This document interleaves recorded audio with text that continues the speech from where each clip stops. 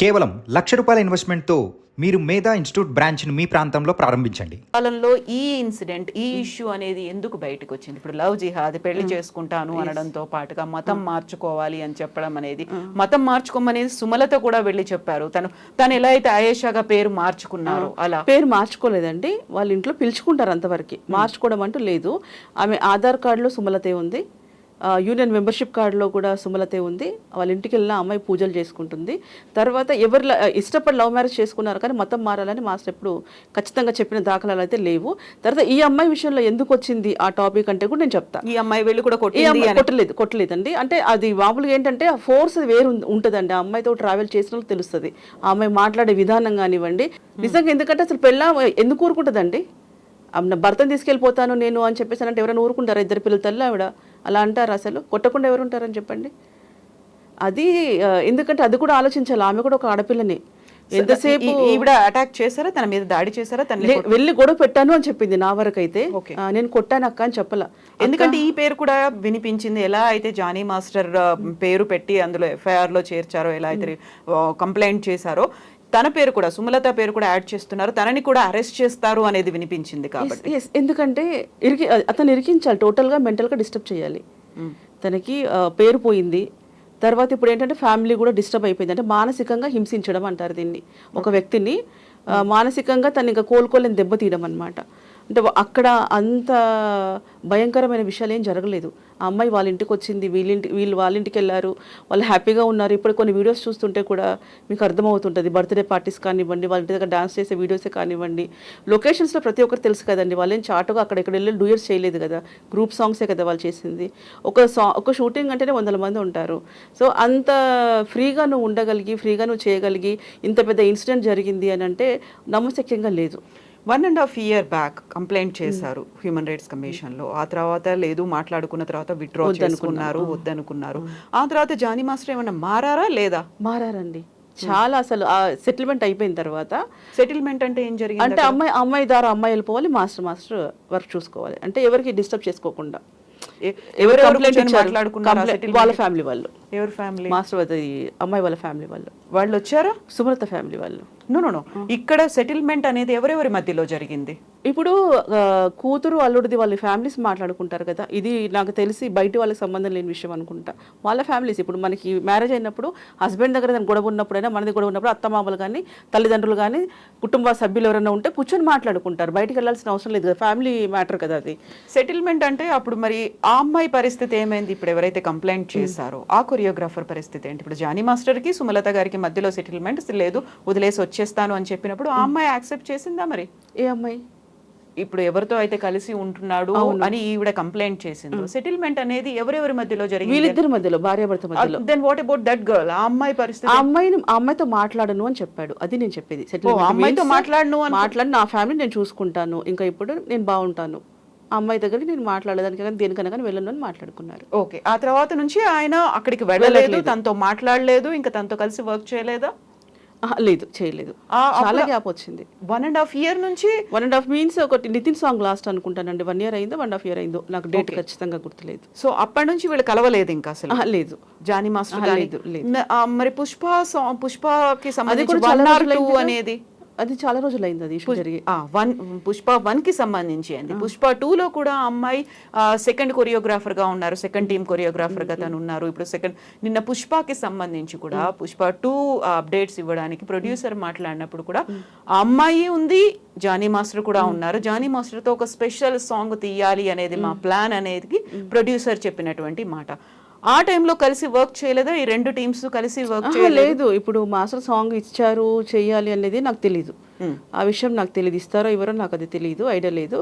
But ఆ అమ్మాయితో వెళ్ళిపోయి చాలా రోజులు అవుతుంది. తను అసలు చేయట్లేదు, తన వర్క్ తను చేసుకుంటుంది.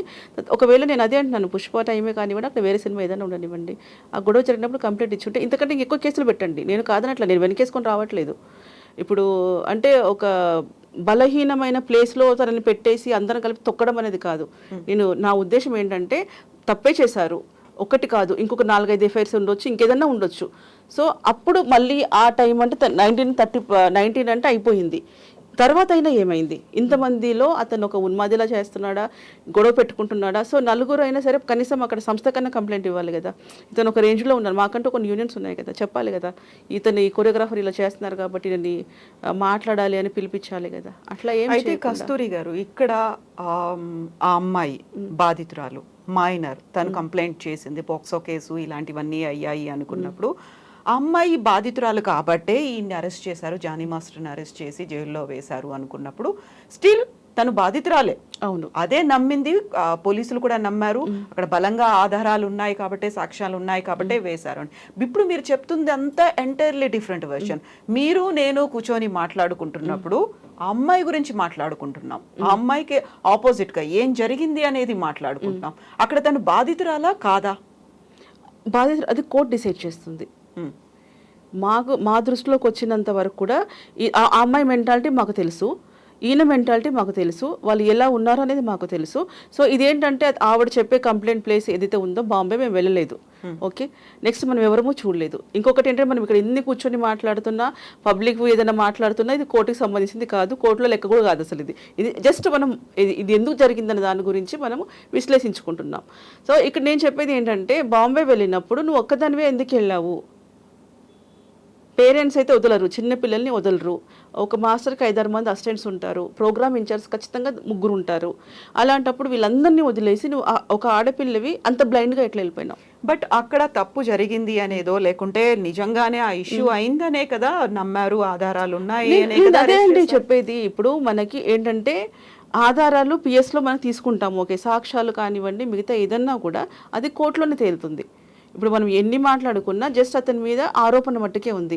అతని వాయిస్ కూడా మాట్లాడినివ్వండి, ఛాన్స్ ఇవ్వండి తనకు కూడా. తను ఇది ఓపెన్ అవుతాడు కదా, అసలు అక్కడ ఏం జరిగింది, లేదా తనే ఇష్టంగా వెళ్ళాడా, లేదా ఆ అమ్మాయి బలవంతంగా చెప్పిందా, అసలు అక్కడ ఏం జరిగిందని వాళ్ళిద్దరు మాట్లాడితే కానీ మనం చెప్పలేం. ఎదురెదురు ఉంటే కానీ మనకి ఏదంటే అక్కడికి వెళ్ళిన తర్వాత వాళ్ళకి ఓపెన్ అయిపోతారు, తెలియాల్సిందే. మనం ఇక్కడ ఎన్ని మాట్లాడుకున్నా కూడా నిజం మాత్రం వాళ్ళకే తెలుసు.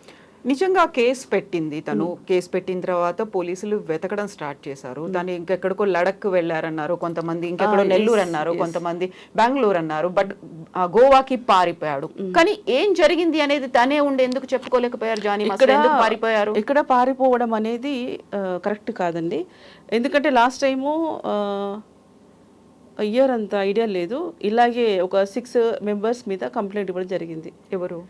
తెలంగాణ, ఆంధ్ర అప్పుడు డాన్స్ గురించి గొడవలు జరుగుతున్నాయి. వీళ్ళు వెళ్ళేసి మీకు ఏదైనా కావాలంటే మేము అరేంజ్ చేస్తాము, కార్డు హోల్డర్స్ని తీసుకోండి అని డిస్కషన్ జరిగింది అక్కడ. జరిగినప్పుడు ఆ ఇష్యూలో ఏమైందంటే అనవసరంగా 6 మందిని ఇరికిచ్చారు. వెళ్ళింది ఒకరైతే కంప్లైంట్ వేరే రకంగా వెళ్ళి అదంతా సడన్గా ఫ్రైడే వెళ్ళగానే అక్కడ ఇరుక్కుపోయారు వాళ్ళందరూ 6 మంది కూడా. పాపం వాళ్ళకి ఎందుకు సంతకం పెడుతున్నామో కూడా వాళ్ళకి తెలియదు. సో అలాంటి స్థితిలో ఉన్నప్పుడు వాళ్ళకి బయటికి రప్పించుకోవడం కోసం చాలా ఇబ్బందులు పడ్డారు. సో ఇప్పుడు కూడా ఏంటంటే తన మీద ఆరోపణ వచ్చింది, దేశం వదిలి పారిపోలేదు. కొంచెం అర్థం చేసుకోండి, అది ఒక 1 మంత్ 2 మంత్స్ కూడా అట్లా అవ్వలేదు. కాకపోతే ఒక మిస్టేక్ ఇన్ఫార్మ్ చేయాలి, సార్ నేను ఒక 1 వీక్ వస్తాను లేదా ఒక 10 డేస్కి వస్తానని డిపార్ట్మెంట్కి ఇన్ఫార్మ్ చేసి ఉండాల్సింది. నేను ఎక్కడ ఉన్నాను కంప్లైంట్ అయింది అని తెలుసు, తన మీద కేసు వేశారు అని తెలుసు. తను బయటకు వచ్చి అదే టైంలో ఎందుకు మాట్లాడలేకపోయారు? నేను మీకు అదే అంటున్నాను, నన్ను కంప్లీట్ చేయనివ్వండి, మీకు అదే ఆన్సర్ ఇస్తున్నాను. నేను మాస్టర్ చేసిన మిస్టేకే అది. ఏంటంటే సార్ నేను 10 డేస్కి వస్తానా లేదా 1 వీక్ నేను షూటింగ్లో ఉన్నాను, పలానా దగ్గర ఉన్నాను నేను అని తను ఇన్ఫార్మ్ చేసి ఉంటే ఇంత ఇష్యూ అయ్యేది కాదు. ఇది ఇంత ఇష్యూ అయ్యేది కాదు. లొకేషన్ కోసం అన్నారు. అయిన తర్వాత ఏంటంటే వీళ్ళు భార్యాభర్తలు ఏంటంటే ఈ బెయిల్ కోసం ట్రై చేశారు. ఎవరైనా ఫస్ట్ అది జగమెరిగిన సత్యం, ఎవరిదైనా నీ మీద కంప్లైంట్ అయింది ఇలా అయ్యింది అన్నప్పుడు ఎవరైనా కామన్గా బెయిల్ కోసం ట్రై చేస్తారు. కానీ వాంటెడ్లీ ఇదేమన్నా పారిపోయాడు తప్పించుకున్నాడు ఇంకా వాళ్ళ ఇష్టం. ఇంకా అందరు నోర్లు మనము ఏమంటారు, బాయి నోరు చెరువు మూయొచ్చు కానీ పబ్లిక్ నోరు మనం మూయలేము. ఎవరు తోచింది వాళ్ళు మాట్లాడుకుంటారు. అక్కడ ఇన్సిడెంట్ ఏంటంటే వాళ్ళు ఇష్యూలో ఇరుక్కున్నప్పుడు ఎలా బయట రావాలి అనే దాని గురించి ఆలోచించుకోవడానికి టైం పట్టింది. అది పోలీసు వాళ్ళకి ఇన్ఫార్మ్ చేయలేకపోవడం అనేది మాస్టర్ మిస్టేక్.